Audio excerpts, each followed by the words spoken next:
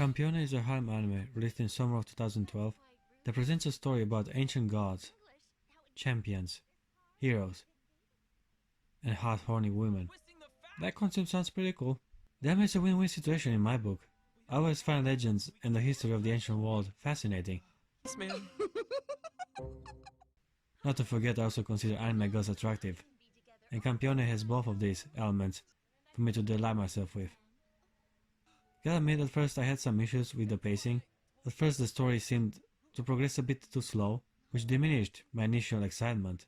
But thankfully, the anime picks up after a few episodes and presents some pretty thematic battles and a badass main character. Mythology is at the core of the show, and Italy seemed like a pretty decent place to start an adventure. The protagonist of the story is called Godo Kusanagi. He just traveled all the way from Japan to Sardinia for the purpose of returning the stone tablet that he inherited from his grandfather to its rightful owner, named Lucrezia Zora. It won't be much longer before dark. You want to give this body a try, big boy? Little did he knew that this particular trip was about to forever change the rest of his life. First of all, the protagonist was completely lost wandering around a foreign country with no knowledge of its culture or language. It just so happens that fortune smiled upon him, as Kusanagi had the pleasure of meeting a fiery blonde woman by the name of Erika Blandelli. She claimed she is Italian, and yet given her appearance, I very much doubt her heritage. I mean, blonde hair with blue eyes is something I would expect in more northern part of Europe. Anyway, at first Erika seems to be a demanding and aggressive woman, bossing the protagonist around, and even threatening him with a sword to obtain the stone tablet. After a little struggle, it is later on revealed that Erika is an acquaintance of Lucrezia, and after finally accomplishing his mission, the main character is now forced to face an even bigger challenge. You see, in this world, gods actually exist and can physically manifest their destructive power. Most people see their presence as simple calamities, while chosen few can even interact with them. Here's where Kusanagi's life forever changes. It turns out that Erika is a member of an European magic organization that inherited secret rights from the Knights Templar, which basically means she kinda has moderate superpowers. She's unmatched in fighting with a sword, receiving the rank of Great Knight and the title of Diavolo Rosso. Why is this so relevant? Well, Erika tries to hinder a duel between two gods, hoping she can save civilian lives and minimize the collateral damage. Despite being some random average dude, the protagonist thought it was a good idea to tag along. Luckily for him, by using the stone tablet, the main character does the impossible and protects Erika, defeating one of the gods in the process. The deity he surprisingly managed to slay was none other than the Persian god of victory, Veletrachna. By doing so, the protagonist inherited his divine powers and became the seventh Campione. Kusanagi has now obtained the abilities of Veletrachna's 10 incarnations. Not gonna list all of them, but for the idea alone, I can stop but draw parallels between Ben 10 and our main character. He has 10 forms he can take whenever he pleases, and even when he changes powers, he's a giant circle, kinda like a watch. Anyway, back to the anime. Oh yeah, Kusanagi also has a giant golden sword and the ability to multiply weapons, a technique very reminiscent of unlimited blade works. Look at the size of that thing, and its curvature. Kinda makes me wonder if he's not compensating for something.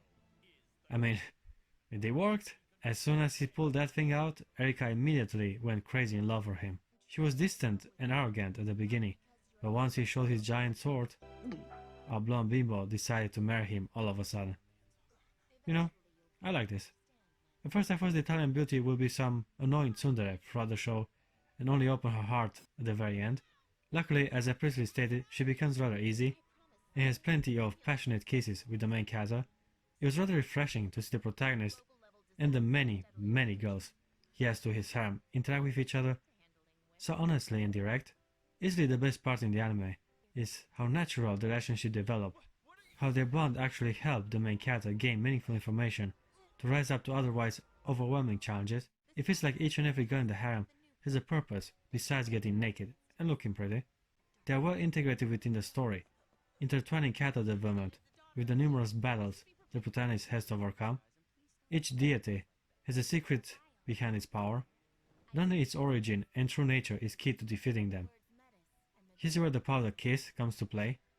Being a Campione, a chosen mortal able to harness and channelize the power of a god, the main character is immune to magic, if not transmitted directly. Kissing is the fastest way to give Kusanagi crucial information, therefore also the most preferable method used by numerous girls in his harem. The show managed to make the harem concept work. We actually have understandable reasons for women to want to hook up with the main character. Action may be a predominant theme in Campione, but there's also a constant focus on character development in every story arc. The moment I enjoyed the most was the fight with the Goddess Athena.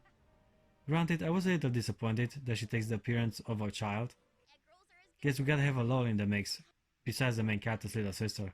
Anyway, forget her stature. Athena is a ruthless deity, set on a quest to reclaim her lost powers.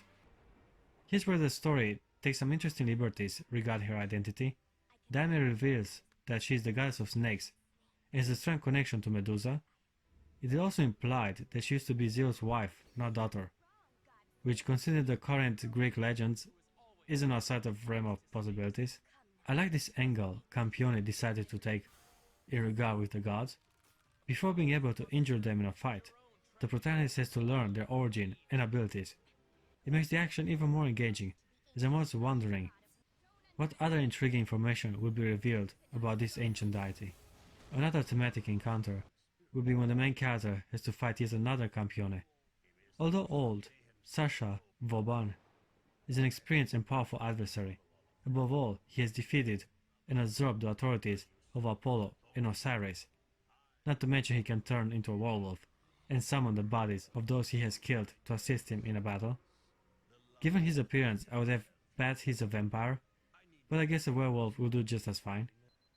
Despite a lot of help from the ladies, the protagonist cannot secure victory against Vauban and is compelled with a promise of setting the score in another time.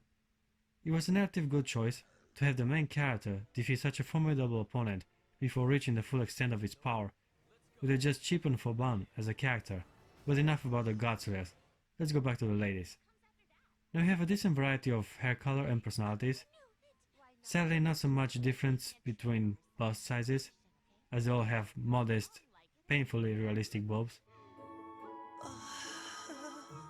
Lucrezia might be the only one with this to go around, but sadly she isn't exactly part of the harem, so despite her delicate skin and charming personality, she's rather episodic, with little to nothing to do besides delighting our eyes with her beauty. As I previously stated, Erika is the first girl that gets attached to the main character. She follows him all the way to Japan and even transfers at the school he's attending. According to anime cliché, Erika just had to tell all his classmates that she will eventually marry him. You see, I have already promised my future to someone. And that person would be Mr. Goro Kusanagi. Naturally, Kusanagi became the talk of the whole school and the envy of every guy in his class. Erika proves to be an amazing wife, as she constantly flirts, makes out with the protagonist, but also wanting to respect his freedom. She's okay with him taking mistresses, as long as she remains his number one. Since Erika is his first, let's introduce the second woman from Kusanagi's life. Yuri Maria is a shrine maiden, capable of using her sixth sense. She usually uses her magic to heal or to send knowledge to the main character. Unlike Erika, Yuri gets upset whenever she sees the protagonist surrounded by other girls, as she's more of a traditional woman. I can't believe you'd act so lewdly here in a wholesome place of learning! There is nothing shameful about this. But there is still a proper time and place for this behavior. Yuri is also very delicate and sensitive, getting tired just from swinging a bat for a couple of times. And here we have it, Japanese girl fighting against an exotic foreigner. A rather classic endeavor. If things were not so complicated enough, the show sure finds a way to make it harder for Kusanagi, as a third girl is about to enter the fray. Liliana used to be one of Foban's servants, but after meeting the main character, she chooses to follow him instead. She's a rather shy and insecure woman. Her inexperience made her awkward around the protagonist, as she often fantasizes about their relationship. She also is writing some terrible fanfiction novel, which again shows her innocence. Then how about you try harder to resist me? He's staring into my eyes, and I... Although after sharing her feelings with Kusanagi, she becomes more determined and secure of herself. Let's go in the harem, if we're not considering the little sister, is a mysterious brunette by the name of Ena Seisui. Ena presents herself in the second half of the show. She is aggressive, impulsive, unpredictable, and above all, an even bigger traditionalist than Yuri. She wants Kusanagi to only have Japanese wives. Yeah, I've been chosen to marry you alongside Yuri. Nice to meet you. Therefore, she does not take kindly of Erika flirting with him the whole time. Our Italian bimbo also considers Ena a threat. A fight was inevitable. Before I come to a close, I also want to mention Shizuka, the protagonist's little sister. What I liked about her are the reactions she has whenever her big brother has added yet another girl to his everly expanding harem. Godo was Lily's first. Her first? Godo, what the hell have you been Erica, don't tease them too much, okay? And he built quite a harem, alright. By the end of the show, the main character gets kissed by every girl standing next to him. This is pretty amazing, guys. Usually we have like the main love interest alone kissing the protagonist, and yet in Campione it is a free-for-all. It also shows how much care and time was invested in these girls. Even the Goddess Athena cannot resist the temptation. You took longer than anticipated. Okay guys, this was Campione. Definitely a severely underrated anime. The show executed the harem premise in a thematic and fitting way. I gave Campione a 7.7 out of 10. By the end of the show I was surprised of how much I was able to enjoy. I would definitely recommend this title. I'll get up if you kiss me. Kiss you? You're such a silly guy, Godo-chan.